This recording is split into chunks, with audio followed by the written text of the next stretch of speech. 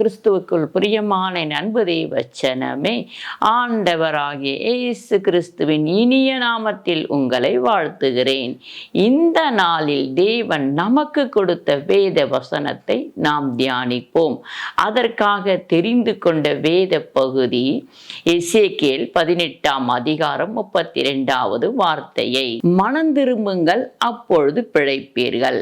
ஆமீன். மனம் திரும்புங்கள். முதலாவது நாம மனம் திரும்பணும், அப்பொழுதுதான் பிழைக்க முடியும் என்று சொல்லி இந்த இடத்துல எழுதப்பட்டிருக்க வேத வசனத்தை வைத்து நாம் இன்றைக்கு தியானிக்க போகிறோம். என் பிரியமான தேவச்சனமே, மனம் திரும்புங்கள் என்று தேவன் சொல்லப்பட்டிருக்கு. எதிலிருந்து மனம் திரும்பணும்? பாவத்திலிருந்து மனம் திரும்பணும். அநியாயம் செய்யணும் பற்றி அதிலிருந்து மனம் திரும்பணும். மற்றவங்களை கெடுக்கிறதும் மற்றவங்களுக்கு துர்ச்செய்தி வேலை செய்கிறதும் புறம் கூறுவதும் இதிலிருந்து நாம் மனம் திரும்ப வேண்டும். மனம் திரும்பும் போதுதான் நம்ம பிழைக்க முடியும்.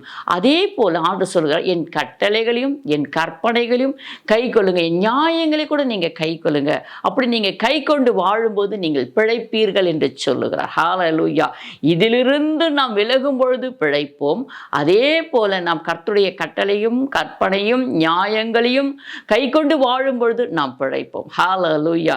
பாவத்திலிருந்து சாபத்திலிருந்து நாம் விடுதலை அடைய வேண்டும். முதலாவது நாம் மனம் திரும்ப வேண்டும். இது பாவம் என்று சொல்லி நம்ம அந்த பாவத்திலிருந்து வெளிவரதுக்கு முதலாவது வாஞ்சிக்கணும். அப்பா இது பாவம், இந்த பாவத்திலிருந்து நான் விடுதலை அடையணும். இந்த சாபம் மற்றவங்களுக்கு நான் செய்கிற அநியாயங்கள் அக்கிரமங்களிலிருந்து நான் இனி செய்யாத படிக்கிறான் ஒரு முழு மனிதனாய் வாழ வேண்டும், கர்த்தருக்கு ஏற்ற பிள்ளையாய் வாழ வேண்டும் என்று சொல்லி நாம் அப்படியாய் வாழும் பொழுது பிழைப்போம் என்று இந்த இடத்துல எசேக்கியேல்ல சொல்லப்பட்டிருக்கிறது நாம் வாசிப்போம். எசேக்கியேல் ஒரு தீர்க்கதரிசி.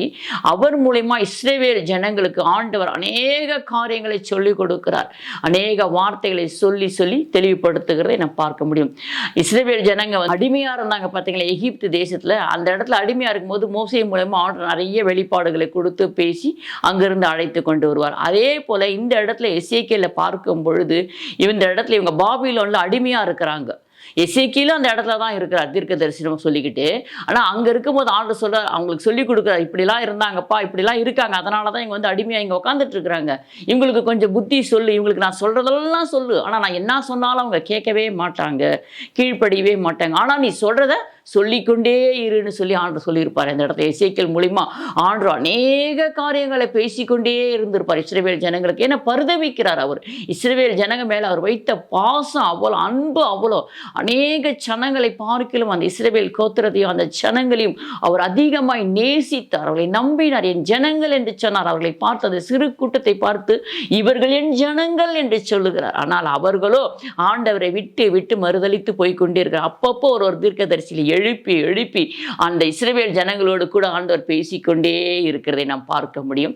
எசேக்கியேல் இடத்துல ஆண்டவர் அப்படித்தான் பேசி சொல்லி கொண்டிருக்கிறப்பா, நான் சொல்றதை போய் அந்த ஜனங்க கிட்ட சொல்லுப்பா, மனம் திரும்ப சொல்லுப்பா, மனம் திரும்பினா அவங்க பிழைப்பாங்கப்பா, அப்பொழுது அவங்க பிழைச்சி நல்லா இருப்பாங்கப்பா, நான் கொண்டு போய் திரும்ப அந்த தேசத்துல நான் வைப்பேன்ப்பா, என்னால முடியும்பா அப்படின்னு சொல்லி ஆண்டவர் இந்த இடத்துல சொல்றதை நம்மளால பார்க்க முடியும். எப்போ மனம் திரும்பணும், எப்படி மனம் திரும்பணும், எதுலெல்லாம் மனம் திரும்பணும்னு ஆண்டவர் விரும்புகிறார்ன்றதை நான் சின்னதாக உங்களுக்கு கொஞ்சம் அப்படி படிச்சு காண்பிக்கிறேன். எசேக்கியேல் 18ஆம் அதிகாரம் முழுசு நீங்க வாசிச்சீங்கன்னா எசேக்கியேல் முழுதுமே இஸ்ரவேல் ஜனங்களுக்கு ஆண்டவர் சொல்கிற புத்திமதியா தான் இருக்கும். ஆனால் அதை நான் 18 உங்களுக்கு எடுத்து வாசிச்சு காட்டுகிறேன். பாவம் செய்கிற ஆத்துமா சாகும்பா, பாவம் செஞ்சாதான் சாகுவாங்க, இல்லைன்னா அந்த ஆத்துமா இன்னைக்கு ஜனங்க வேணா பிழைத்திருக்கலாம், அது பெரிய பிரச்சனை கிடையாது. இன்னைக்கு எல்லாருமே வாழ்ந்திருக்கலாம், சுகித்திருக்கலாம், நல்லா இருக்கலாம், அது பெரிய விஷயமே கிடையாது. இந்த பூமியில் இருக்கிற வழியும் என்ன வேணா செஞ்சுட்டு வாழ்ந்துட்டு இருக்கலாம். ஆனா பாவம் செய்கிற ஆத்துமா சாகும். எந்த ஆத்மா மனசுக்குள்ள உள்ள ஆத்துமா செத்து போயிட்டு நீ எவ்வளவுதான் வாழ்ந்தாலும் ஒரு பிரயோஜனமும் இல்லை. அதனால ஆண்டவர் சொல்றார் பாருங்க, ஒருவன் நீதிமானா இருந்து நியாயத்தையும் நீதியும் செய்து, ஒருவன் நீதிவானா இருக்கணும்னு நினைச்சானா எப்படி இருக்கணும்ன்றது அது கீழே அழகா எழுதப்பட்டிருக்கு பாருங்க. மலை மேல் ஏறி சாப்பிடாமலும் இஸ்ரவேல் வம்சத்தார் நரகரான விக்கிரங்களுக்கு நேராக தன் கைகளை ஏறெடுக்க கூடாது. விக்கிரங்களை பார்த்து நீங்க வணங்காதீங்க, மலை மேல போய் சாப்பிடாதீங்க, அங்க போய் படைச்சி பலியிட்டு மற்ற தெய்வங்களுக்கு செய்யறத போல நீங்க செய்யாதீங்க அப்படின்னு சொல்றாரு. தன் அயலானோட மனைவியை நீங்க நோக்கி பார்க்காதீங்க, மற்ற மனைவிகளை பார்த்து நீங்க இச்சிக்காதீங்கப்பா, மற்ற மனைவிகளை நீங்க பார்க்காதீங்க, இணையாதீங்க அப்படின்னு சொல்லி எழுதப்பட்டிருக்கு. தூர ஸ்திரீ, விபச்சார ஸ்திரீயோட நீங்க இணையாதீங்க அப்படின்னு சொல்லி எழுதப்பட்டு இருக்கிறது.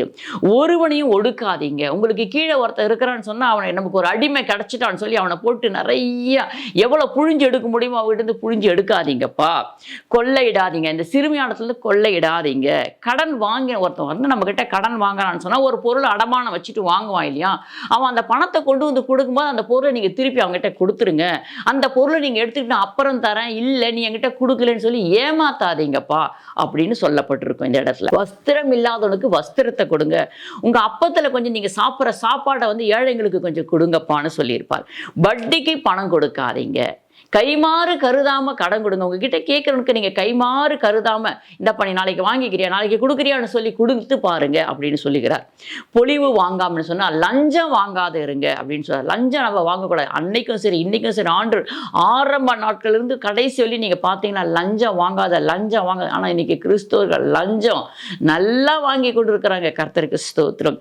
அநியாயத்துக்கு தன் கைகளை விலக்கி நீ எப்படின்னா என்னமனா செய், ஆனா என் டேபிளுக்கு பணம் வந்துடும், நீ என்னமனா செய், என் வீட்டுக்கு பணம் வந்துடும், நீ என்னமனா பண்ணுப்பா அப்படின்னு சொல்லி நம்ம கீழே இருக்கிற அடிமைகளை பார்த்து வேலை வாங்கி கொண்டு அவளுக்கு கட்ட வேண்டிய பணத்தை கட்டாம அவளுக்கு கொடுக்க வேண்டிய பணத்தை கொடுக்காம வாங்கித்தான் வைத்து கொண்டு இப்படியெல்லாம் நீ பணத்தை சம்பாதித்து வைக்காத. மனிதர்களுக்குள்ள இருக்கிற உண்மை அந்த வழக்கை நீ உண்மையா தீர்த்து ஒருத்தன் தேடி வந்தான்னு சொன்னா உண்மையா அவன்கிட்ட வழக்கு தீர்த்து வை. இல்லைன்னு சொன்னா எனக்கு தெரியாதுன்னு சொல்லி நீ விலகிக்கும். இப்படி நன்மை செய்தால் உனக்கு நன்மை வரும், நீ தீமை செய்தால் தீமை தான் வரும், உன் ஆத்மா சாகும் என்று சொல்லி தேவன் தெளிவாய் சொல்லி இருக்கிறார். அதுக்கு கீழே அழகா சொல்லிருக்க பாருங்க. என் கட்டளையின்படி நடந்து என் நியாயங்களை கை கொண்டு உண்மையா இருப்பாயானாகில் அவனே நீதிமான். எவன் ஒருத்தன் உண்மையா இருக்கிறவனோ அவன் தான்ப்பா நீதிமான். நான் பரிசுத்தவன். இன்னைக்கு நிறைய பேர் சொல்லிட்டு திரிகிறாங்க. இந்த வசனத்தை கொஞ்சம் அவங்களோட ஒப்பிட்டு பாருங்க. இந்த வசனத்தின்படி அவங்க வாழ்கிறாங்களா இல்லையான்னு பார்த்துட்டு அவங்க நீதிமானா இல்லையா நீங்களே தீர்த்து எடுத்து நீங்க உங்க கையில கொடுக்கப்பட்ட வேத வசனத்தோடு நீங்க ஆண்டவரோடு கூட சேர்ந்து வாழுங்க. பிரியமான தேவச்சனமே, மனுஷனை தேடி தேடி தேடி ஓடாதீங்க. ஒரு இடத்துல அமர்ந்து கர்த்தரை நோக்கி பாருங்க. அதுதான் ஆண்டவர் விரும்புகிறார். என்னை நோக்கி பாரு, என்னை நோக்கி கூப்பிடுன்னு தான் சொல்லுகிறார். ஊழியக்காரனை நோக்கி கூப்பிடுங்க எந்த இடத்துல எங்கேயுமே எழுத கிடையாது, வேத வசனமே இல்லை. ஆனா ஆண்டவர் சொல்லுகிற வார்த்தை என்னை நோக்கி கூப்பிடு, அப்பொழுது நான் உன்னை விடுவிப்பேன், அப்பொழுது நான் உன்னை நோக்கி பார்ப்பேன், உன் நாமத்தை நான் மகிமைப்படுத்தும். இப்படித்தான் ஆண்டவர் சொல்லியிருக்கிறார். அப்போ அதை விட்டுட்டு நம்ம என்ன பண்றோம், ஓடுறோம். எங்க பார்த்தாலும் எந்த இடத்துக்கு பார்த்தாலும் நம்ம ஓடிக்கொண்டே இருக்கிறோம். இன்னும் நின்னபாடே இல்லை. என் கட்டளையின்படி நடந்து என் நியாயங்களை கை கொண்டு உண்மையா இருப்பா எவனோ அவனே நீதிமான், அவன் பிழைக்கவே பிழைப்பான் என்று கர்த்தராகிய ஆண்டவர் சொல்லுகிறார். ஹல்லேலூயா. அவன் தான்ப்பா நீதிமான், அவன் தான் பரிசுத்தவன், அவன் தான் உண்மை, அவன் தான் பரலோக ராஜ்யத்துக்கு வந்து சேருவான் அப்படின்னு சொல்லி தெளிவாக எழுதப்பட்ட வேத வசனம். நீங்க பிழைக்கணும்னு சொன்னா முதலாவது இந்த வார்த்தைகளெல்லாம் கீழ்ப்படித்து பாருங்க. அவருடைய கட்டளையெல்லாம் ரொம்ப இலகுவா இருக்கும், அவருடைய கட்டளைனா ரொம்ப பயங்கரமா இருக்கும், கற்பனைனா ரொம்ப பயங்கரமா இருக்கும் நினைச்சிட்டு சில பேர் என்ன சொன்னா அவர் கட்டளையா வேண்டாம் கற்பனையா என்னால முடியாதுங்கன்றாங்க. ஒண்ணுமே இல்லைங்க. வேதம் முழுது எடுத்து வாசிச்சு பாருங்க. அவருடைய கட்டளைனா என்ன, கற்பனைனா என்ன, அந்த நியாயம்னா என்னன்னு உங்களுக்கு நல்லா தெரியும். இது பாருங்க, இது நம்மளால கடைபிடிச்சு வாழ முடியாதா? ரொம்ப இலகுவா தானே இருக்கு இந்த வார்த்தைகள். இது நம்ம நல்லது தானே நமக்கு ஆண்டவர் எழுதி கொடுத்துருக்கிறார். ஏன் நாம் புரிந்து கொள்ளாமல் இன்னும் மேலும் மேலும் பாவம் செய்து பாவத்தின் மித்தம் நாம் ஏன் சாக வேண்டும்? துன்மார்க்கன் சாகிற சாவை நான் விரும்பேன் என்று சொல்கிறார் ஆண்டவர். இதை நீங்க எடுத்து வாசிச்சு பார்த்தீங்கன்னா ரொம்ப அழகா இருக்கும். நீ துன்மார்க்கமா சாவது எனக்கு விருப்பம் இல்லைப்பா, நீ பரிசுத்தமா வாழணும், இன்னும் ஆயுசு நாட்கள் உனக்கு பெருக பண்ணுவேன் நான் அப்படின்னு சொல்கிறார். நீ பரிசுத்தமா உண்மையா நீதிமானா வாழ்ந்து நீ சுகித்திருக்க வேண்டும் என்று நான் விரும்புகிறேன் என்று சொல்லி தேவன் இந்த இடத்துல அழகா எழுதியிருப்பார். ஹல்லேலூயா. கொஞ்சம் கொஞ்சமா நம்ம யோசிச்சு பார்ப்போம். யோசிச்சு பார்க்கும் பொழுது ஆண்டுடைய கற்பனையும் கட்டளை இலகுவா இருக்கு. கற்பனைனா உன்னிடத்தில் நீ அன்பு கூறுவது போல் பிறரே நீ அன்பு கூறு. இதுதான், வேற ஒண்ணுமே இல்லை. உன்னை நீ எப்படி நேசிக்கிற அதை போல பிறரை நேசிக்க ஆரம்பிச்சா இதுதான் கற்பனை. உன் தேவனாகிய கர்த்தரை ஒருவரே நீ பணிந்து கொண்டு அவர் ஒருவருக்கே ஆராதனை செய். வேற எதுவுமே கிடையாது. ரொம்ப கடினமான உபதேசமே இதில் கிடையவே கிடையாது. ரொம்ப இலகுவா இருக்கும். ஆண்டவர் நம்மை சோதிக்கும் போது மாத்திரம்தான் நமக்கு கொஞ்சம் கடினமா இருக்குமே தவிர மீதி நேரத்தில் வசனத்தை கை கொள்வதெல்லாம் நமக்கு ஒரு இலகுவா இருக்கும். அதெல்லாம் ஒரு கடினமான காரியமே கிடையாது.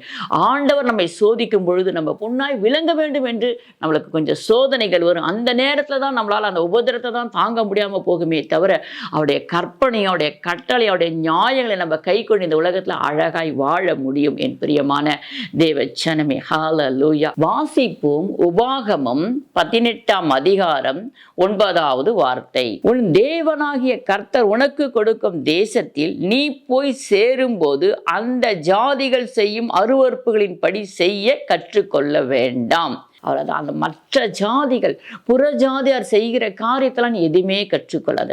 ஒரு இடத்துல நம்ம வாடகை இருக்கிறோன்னு சொல்லி வச்சுக்கோங்களேன். அந்த இடத்துல எல்லாம் ஹிந்துஸே இருப்பாங்க, ஒரே ஒரு கிறிஸ்துவங்க இருப்பாங்க, இல்லை கொஞ்சம் கிறிஸ்துவங்க கொஞ்சம் ஹிந்துஸ் இருக்கிறவங்க இருக்கிறாங்க. அப்போ அவங்க என்ன செய்கிறாங்க அவங்கள பார்த்து நம்ம செய்யக்கூடாது. வீட்டுக்கு முன்னாடி அவங்க கண்ணாடி மாட்டி வச்சுருக்காங்க, நம்மளும் வீட்டுக்கு முன்னாடி கண்ணாடி மாட்டுவோம். அவங்க எலுமிச்சை பழம் மாட்டி வச்சுருக்காங்க, நம்மளும் ஒரு எலுமிச்சை பழம் மாட்டி வைப்போம். அதில் ஒரு 4 பச்சை மிளகாய் மாட்டி வச்சு நம்மளும் அதே செய்வோம். இப்படி அதெல்லாம் செய்யாதீங்க. நான் தான் உங்கள் கர்த்தர் என்று ஆண்டவர் அழகாய் சொல்லுகிறார். என்னை நோக்கி கூப்பிடுங்கன்னு சொல்லுகிறார். என்னுடைய கற்பனையை கட்டளையும் கை கொள்ளுங்கள் என்று சொல்லுகிறார். ஆனால் அவன் புறஜாதி என்ன செய்கிறானோ அதை பார்த்து நம்ம செய்ய வேண்டாம்னு தெளிவாக சொல்லியிருக்குது. ஆனால் இன்னைக்கு யாருமே கேட்கல. ஊழியக்காரங்களே கேட்க மாட்டேங்கிறாங்க. முதலாவது பைபிளை எடுத்து போதிக்கிறவங்களே கேட்க மாட்டேங்கிறாங்க. அந்த வார்த்தை இருக்கிறது எப்படி இருக்கு, நம்ம 14 உட்கொள்வோம், நாம் அதை வழி வாழ்வோம், அப்பொழுது பிறருக்கு போதிப்போம் என்று இல்லாம போதிக்கிறது மாத்திரம் இருக்காங்க. ஆனா அதை நம்ம கடைபிடிப்பது இல்லை. தன் மகனையாவது தன் மகளையாவது தீ கடக்க பண்ணுகிறவன், குறி சொல்லுகிறவன், நாள் பார்க்கிறவன், அஞ்சானம் பார்க்கிறவன், சூனியக்காரன், மந்திரவாதி, சன்னத்துக்காரன், மாயவித்தக்காரன், செத்த இடத்தில் குறி கேட்கிறவன் உங்களுக்குள்ளே இருக்க வேண்டாம். இப்படி பட்டங்களை விட்டு நீங்க விலகுங்க. நான் போய் குறி கேட்டுட்டு வரேன், நான் போய் நாள் பார்த்துட்டு வரேன், இப்படிலாம் நீங்க செய்யாதீங்க. இப்படிப்பட்டவைகள் செய்கிற எவனும் கர்த்தருக்கே அருவருப்பானவனா. இன்னைக்கு வேணா நீ செஞ்சுட்டு கர்த்தர் என்ன பார்க்கலப்பா, மற்ற மனுஷன் என்ன பார்க்கலப்பா, விசுவாசி என்ன பார்க்கலப்பா, இதெல்லாம் நான் செஞ்சுட்டு நினைச்சு நம்ம செஞ்சுட்டு இருக்கிறோம். ஒரு நாள் ஆண்டவர் நமக்கு வெளியரங்கமாய் வெளிப்படுத்துவார். இப்படிப்பட்டவைகளை செய்கிற எவனும் கர்த்தருக்கு அருவருப்பானவன். இப்படிப்பட்ட அருவருப்பில் மித்தம் உன் தேவனாகிய கர்த்தர் அவர்களை உன் மின்னின்று துரத்தி விடுவார். நீ இப்படி செய்யாத, நீ பரிசுத்தமா வாழு. அநேக இந்துஸ் இருக்கு நம்மளை சுற்றி இந்து குடும்பத்தாருங்க இருக்கட்டும், ஒன்றும் தப்பு கிடையாது. அவங்க பாட்டு அவங்க வாழ்றாங்க, நம்ம பாட்டு நம்ம வாழ்றோம். நம்ம உண்மையா நம்ம கர்த்தர் நம்ம கிட்ட கொடுத்துருக்கிற கட்டளைகளையும் கற்பனைகளையும் கை கொண்டு நம்ம வாழும் பொழுது நம்ம அவங்களுக்கு சத்தியத்தையே சொல்ல வேண்டாம். நம்ம உண்மையா வாழும்போது நம்மை பார்த்து அந்த குடும்பத்தார் மனம் திரும்புவார்கள். ஹல்லேலூயா. அதனால தான் தேவன் நம்மை சாட்சியாக இந்த பகுதியில் வைத்திருக்கிறார். இந்த பிள்ளைங்க சாட்சியா வாழும்போது இங்க இருக்கிற குடும்பம் எல்லாம் ரட்சிக்கப்படுமே அப்படின்ற ஒரு காரணத்துக்காக தான் தேவன் நம்மளை நம்பி, நம்ம மேல நம்பிக்கை வைத்து இந்த இடத்துல தேவன் நம்மை வைத்திருக்கிறார். ஹல்லேலூயா. தேவன் எந்த அளவுக்கு அன்னைக்கு இஸ்ரவேல் ஜனங்களை நம்பினாரோ அதே போல இன்றைக்கு உங்களை நம்பிக்கொண்டு இருக்கிறார். என் பிரியமான தேவச்சனமே, என்னை சுற்றி யாரும் இல்லைங்க, ஒரு கிறிஸ்தவங்க கூட கிடையாதுங்க, நான் மாத்திரம் தாங்கன்னு சொல்லுவாங்க. ரொம்ப சந்தோஷப்படுங்கன்னு சொல்லுவேன். நான் முதல்ல எடுத்ததுமே ரொம்ப சந்தோஷப்படுங்க, நீங்க சாட்சியா இருப்பீங்க, உங்க ஆண்டவர் நம்புறாருங்க, ஆண்டவருடைய கண்கள் உங்க மேல பதிந்து இருக்கிறது. அதனால தான் இவ்வளவு குடும்பத்தின் மத்தியில் உங்களை தெரிஞ்சு கொண்டு உங்களை வச்சிருக்கிறார். நீங்க உண்மையா வாழும்போது அவங்களுக்கு போய் நீங்க சுவிசேஷமே அறிவிக்க வேண்டாம். உங்க வாழ்க்கையை பார்த்து, உங்களுடைய சாட்சியை பார்த்து அவர்கள் மனம் திரும்புவார்கள். ஹல்லேலூயா. கர்த்தர் சொல்லுகிற நீங்க தான் நடமாடும் ஒரு கிறிஸ்துவர்கள். அதனால நம்ம கர்த்தருடைய வார்த்தையின்படி, கட்டளையின்படி, கற்பனையின்படி வாழும் பொழுது நாமும் பிழைப்போம், நம்மின் மித்தம் நம்மை சுற்றி இருக்கிற குடும்பங்களும் பிழை. ஆபகுக் 2ஆம் அதிகாரம் 4வது வார்த்தை. இது அகங்காரியா இருக்கிறவனே அவனுடைய ஆத்துமா அவனுக்குள் செம்மையானதல்ல, தன் விசுவாசத்தினாலே நீதிமான் பிழைப்பான். நீங்க மற்றவங்களை பார்க்காதீங்க. இது அகங்காரியா இருக்கிறான், அவன் அகங்காரியா இருப்பான். ஆனால் நம்ம அவனை பார்க்க வேண்டாம். நம்ம சுற்றி இருக்கிற ஜனங்களை நம்ம பார்க்கக்கூடாது. நம்ம பார்க்க வேண்டியது அவரை மாத்திரம்தான். அவரை மாத்திரம் நோக்கி பார்த்து நம்ம இந்த பூமியில் பிழைக்கும் பொழுது நம்மின் மித்தம் அநேக ஜனங்கள் பிழைப்பார்கள். என் பிரியமான தேவச்சனமே, நம்ம அநேக பேருக்கு வழிகாட்டியாக இருப்போம். வாங்க, இதுதான் பரிசுத்தமான வழி, வாங்க, நாங்கள் ஆராதிக்கிற தேவன் தான் நன்மையான தேவன், நல்ல தேவன் என்று நம்மளால சொல்ல முடியும். நம்ம வாயிலால் அல்ல, கிரியினால். ஏன்னா ஆண்டவர் சொல்வார் பார்த்தீங்களா, நான் உங்கள் நாவினால் அல்ல உங்கள் கிரியினால் நான் எதிர்பார்க்கிறேன் இடத்துல அன்பேன்னு சொல்லுவார். ஒன்று யோவானா நம்ம வாசிச்சோம்னா அழகாக எழுதப்பட்டு இருக்கும். பிரியமான தேவச்சனமே, நம்முடைய கிரியினால தான் தேவன் இந்த காலத்தில் எதிர்பார்க்கிறார். பழைய ஏற்பாட்டு காலத்தை காட்டிலும் இந்த காலத்தில் தேவன் நம்ம இடத்துல நீங்க எப்படி அன்பு கூறுகிறீங்க, வாயினால் அல்ல கிரியினால் அன்பு கூறுகள் என்று சொன்னது போல நீங்க கிரியினால் என்னுடைய பிள்ளைகள் என்பதை நீங்க மற்றவர்களுக்கு காண்பிக்க வேண்டும் என்று சொன்னால் கிரியினால் காண்பியுங்கள் என்று சொல்லி தேவன் இந்த இடத்துல சொல்லுவார். தன் விசுவாசத்தான் நீதிமான் பிழைப்பான். ஆண்டு வாழ்ந்த நாட்கள்லாம் நம்ம பார்க்கும் பொழுது ஒருத்தர் குருடனா இருக்கட்டும், இருக்கட்டும், இல்லை குஷ்டரோகியா இருக்கட்டும், யாரனா இருக்கட்டும், ஆண்டு இடத்துல வரும்போது ஆண்டவர் கேட்கிற முதல் கேள்வி என்ன? நீ விசுவாசிக்கிறாயா? என்னால் ஏதாவது செய்யக்கூடும் என்று நீ விசுவாசிக்கிறாயா? அப்படிதான் கேட்டிருப்பார். ஹல்லேலூயா. ஆமா ஆண்டவரே, நான் உங்களை விசுவாசிக்கிறேன் என்று சொல்வார்கள். கானானி ஸ்திரியா இருக்கட்டும், ஒரு குருடரா இருக்கட்டும், ஒரு குஷ்டரோகியா இருக்கட்டும், ஆம் உங்களை நான் விசுவாசிக்கிறேன்ப்பா அப்படின்னு சொல்லி சொல்லுவாங்க. ஆண்டவர் உன்னுடைய விசுவாசம் படித்தான் உன்னை ஆசீர்வாதிப்பார். இதை நம்ம நன்றாக புரிந்து கொண்டோம்னா ரொம்ப ஆசீர்வாதத்தை நம்மளால பெற்று நம்முடைய விசுவாசம் எந்த அளவுக்கு இருக்கிறது. நம்ம விசுவாசித்தா தேவனுடைய மகிமையை காண முடியும். விசுவாசித்தா நம்ம கேட்கிற காரியத்தை பெற்றுக்கொள்ள முடியும். ஆனா நம்ம விசுவாசம் தேவன் மேல மட்டும்தான் இருக்க வேண்டும். ஹல்லேலூயா. இது கடுமையான உபதேசமா? உங்களுக்கு கொஞ்சம் யோசிச்சு பாருங்க. நம்ம விசுவாசிக்க போறோம். அந்த விசுவாசத்தை துவங்குகிறவரும் முடிக்கிறவரும் அவர்தான். அப்ப நமக்குள்ள ஒரு விசுவாசத்தை கொடுத்திருக்கிறார். அந்த விசுவாசத்தை நம்ம வர்த்திக்க பண்ண வேண்டும். எப்படி? அவரிடத்துல கேட்க வேணும். அப்பா, இதோ நான் விசுவாசிக்கிறேன்ப்பா, உங்களை நான் விசுவாசிக்கிறேன்ப்பா, இந்த காரியத்தை நீங்க எனக்கு ஜெயத்தை கொடுப்பீங்கன்னு நான் விசுவாசிக்கிறேன்ப்பான்னு சொல்லி நம்ம காத்துக்கிட்டு இருக்கும்போது நிச்சயமாய் தேவன் நமக்கு ஏற்ற நேரத்தில் அந்த தேவைகளை பரிபூர்ணமாய் சந்திப்பார், கொடுப்பார், ஆசீர்வதிப்பார், உயர்த்துவார். அவரால் முடியும்.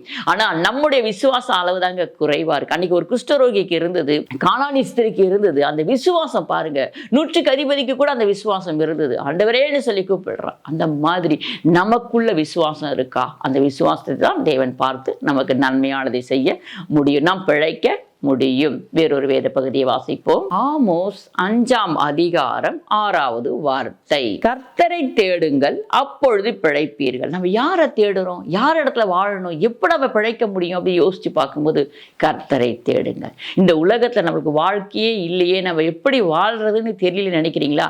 உங்களுடைய நேரத்தை கர்த்தருடைய சமூகத்துல செலவிடுங்க. ஆண்டவரை நோக்கி பாருங்க. ஆண்டவர் சொல்றார், என்னை நோக்கி பாருன்னு சொல்றார், அப்பொழுது பிழைப்பீர்கள். ஹல்லேலூயா. அவரை நோக்கி பார்க்கணும். இந்த டைம் நம்ம அவருக்கு கொடுத்துட்டோம்னு சொன்னா அந்த நேரத்தை நம்ம சரியா அவர் சமூகத்துக்கு போயிடணும். அவர் வருவதற்கு முன்னாடி நம்ம அந்த நேரத்துக்கு அவர் சமூகத்துக்கு போயிடணும். இல்லைன்னா அவர் பார்த்துட்டு போயிடுவார். என் பிள்ளைங்க இன்னும் வரவே இல்லையே, என்னை பார்க்க இன்னும் வரவே இல்லையே, மேல வாஞ்சையே இல்லையே, என் மேல ஆசையே இல்லையே அவங்களுக்குன்னு சொல்லி அப்பா பார்த்துட்டு போயிடுவார்.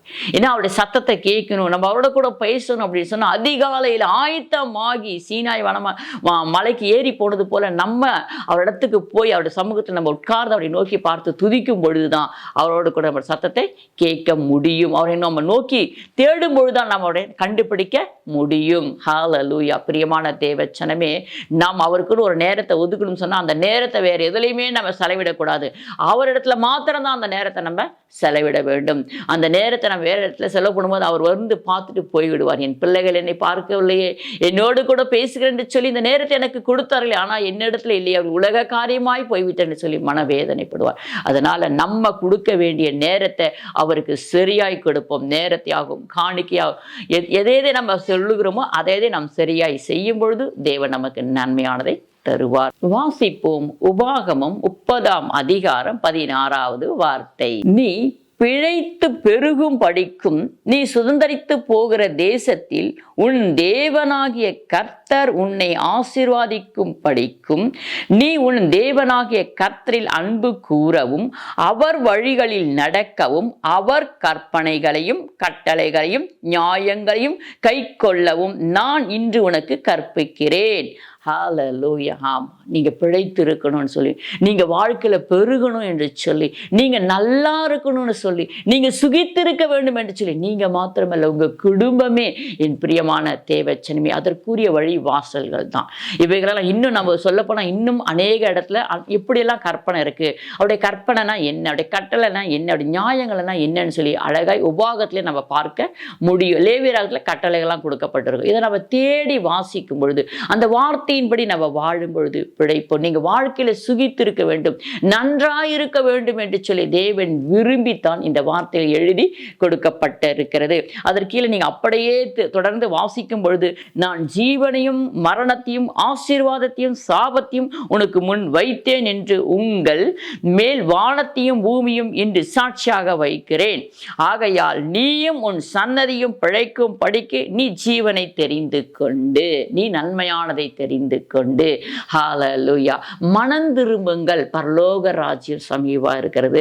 மனந்திரும்புங்கள், அப்பொழுது பிழைப்பீர்கள். மனந்திரும்புங்கள், மனந்திரும்புதலுக்கு ஏற்ற கனிகளை கொடுங்கள். நீங்கள் மனந்திரும்பு சிறுபிள்ளை போல் ஆகாவிட்டால் பரலோக ராஜ்யத்தில் பிரவேசிக்க மாட்டீர் என்று சொல்லி இந்த மனந்திரும்புகள் சொல்லி அநேக இடத்துல எழுதப்பட்டிருக்கோம். வேத வசனத்தை நம்மால் பார்க்க முடியும். என் பிரியமான தேவச்சனமே, மனம் திரும்பணும். முதலாவது நம்ம பாவத்துக்கும் சாபத்துக்கும் அக்கிரமத்துக்கும் அநியாயத்துக்கும் அதை விட்டு விலகி தேவனுடைய வசனத்தை நம்ம நம்பி வாழும் பொழுது நாம் ஆசீர்வாதமாக இருப்போம் என்று இந்த இடத்துல எழுதப்பட்டு இருக்கிறது. சந்தோஷத்தோடு சமாதானத்தோடு நிம்மதியோடு வாழ வேண்டும் என்று சொன்னால் கர்த்தருடைய கரத்தை நாம் பிடித்து கொண்டு வாழ வேண்டும். கர்த்தர் தான் எனக்கு எல்லாமே, அவர் தான் எனக்கு இதெல்லாம் கொடுத்திருக்கிறார் என்று சொல்லி அவரை சார்ந்து வேண்டும். என்னுடைய பலன், என்னுடைய ஆசீர்வாதம், என்னுடைய சுதந்திரம் எனக்கு எங்க அப்பா அம்மா கொடுத்தது, அதை நம்ம சொல்லவே கூடாது. என்னுடைய ஆண்டவர் தான் எனக்கு எல்லாமே, என் கர்த்தராகிய ஆண்டவர் எனக்கு கொடுத்திருக்கிறார் என்று சொல்லி கர்த்தராகிய இயேசு கிறிஸ்துவின் நாமத்தை நாம் மகிமைப்படுத்த வேண்டும் என்று சொல்லி தேவன் இந்த இடத்துல விரும்புகிறதை நம்மால் பார்க்க முடியும். அவருடைய கற்பனையும் கட்டளையும் நம்ம கை கொண்டு வாழும் பொழுது பிழைப்போம் என்று சொல்லப்பட்டிருக்கிறது. அநேக வேத வசனங்கள் இதில் எழுதப்பட்டிருக்கிறது. என் பிரியமான தேவச்சனமே, நாம் இப்பொழுது செவிப்போம். அப்பா, நாங்கள் உம்மை ஸ்தோத்திரிக்கிறோம். அப்பா, உம்மை துதிக்கிறோம் சுவாமி. உம்முடைய வார்த்தையை நாங்கள் கை கொண்டு வாழ எங்களுக்கு உதவி செய்யுங்கப்பா. நாங்கள் வாழலாம் என்று நினைக்கும் பொழுது கர்த்தாவே ஸ்தோத்திரப்பா, பொல்லாத பிசாசம் நீங்கள் இருட்டில் இருக்கக்கூடிய வார்த்தையை எடுத்து போட்டு விடுகிறான். ஒரு ஸ்டெப் வாழ்க்கையில் இன்னும் செபிக்கலாம், இன்னும் நாங்கள் தேவனை தேடலாம் என்று சொல்லி வரும்பொழுது பிரச்சனைகள் அலைக்கடலை போல எங்களை தொடர்ந்து துரத்தி கொண்டே வருவதனால் நாங்கள் சோர்ந்து போய் விடுகிறோம். ஆண்டவரே, எங்கள் தகப்பனே, எங்களுக்கு உதவி செய்யுங்கப்பா. எங்கள் ஆத்துமா பிழைத்திருக்கும்படி, சுகித்திருக்கும்படி, நாங்கள் சந்தோஷ சமாதானத்தோடு வாழும்படி, நாங்கள் இருக்கிற இடத்துல ஜனங்கள் மத்தியில் சாட்சியா இருக்கும்படி அப்பா உம்முடைய நாமத்தை மகிமைப்படுத்த எங்களுக்கு உதவி செய்யுங்கப்பா. உதவி செய்யுங்க ஆண்டவரே. உம்முடைய வல்லமையுள்ள கரத்துல ஒப்பு கொடுக்கிறோம் ஆண்டவரே. மக்கு ஸ்தோத்திரப்பா, ஸ்தோத்திரப்பா. எங்கள் ஆத்துமா பிழைத்திருக்க வேண்டும் ஆண்டவரே. நாங்கள் கர்த்தரை மறித்து விடக்கூடாது. இங்கே மாத்திரம் அல்ல ஆண்டவரே, பரலோக ராஜ்யத்துக்கு கூறியவர்களாய் நாங்கள் இந்த பூமியில வாழ்ந்து காட்ட எங்களுக்கு உதவி செய்யுங்கப்பா. உம்முடைய வல்லமையுள்ள கரத்துல ஒப்பு கொடுக்கிறோம் தகப்பனை. நீர் பொறுப்பெடுத்துக் கொள்ளும். இயேசு கிறிஸ்து இன்ப நாமத்தால ஜெபிக்கிறோம் எங்கள் ஜீவன் நல்ல பிதாவே. ஆமென். நமக்கு ஸ்தோத்திரப்பா.